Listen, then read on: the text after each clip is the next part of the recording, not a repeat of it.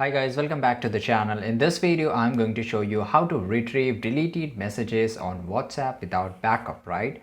So if you want to retrieve the deleted messages, you have to do one thing. If you just go to the WhatsApp and if you just go to the settings, okay, and in the settings, you have to just make sure that you have to just go to the chat, and here make sure that you on the chat backup, right? And here you can just click on backup, and after that it will back up all your chats, messages and all that, right? And this will help you to get a chat backup while you transfer the data, or while you just log in into a different phone, right? And if you want to retrieve the deleted messages, then you in the settings, you have to just go to the settings. You can just record the notification. What I mean with the record by the notification, so basically, yeah, I will show you here.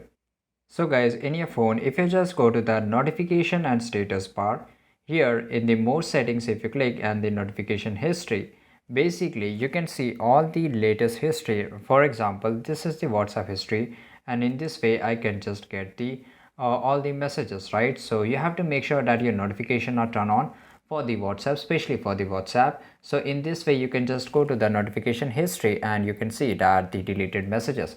So if somebody just sent you a message and they deleted very fast, then also you can just see the deleted messages, right? And if you don't have this inbuilt notification history, you can just go to the Play Store, and after that you can search here. For example, you have to search here not WhatsApp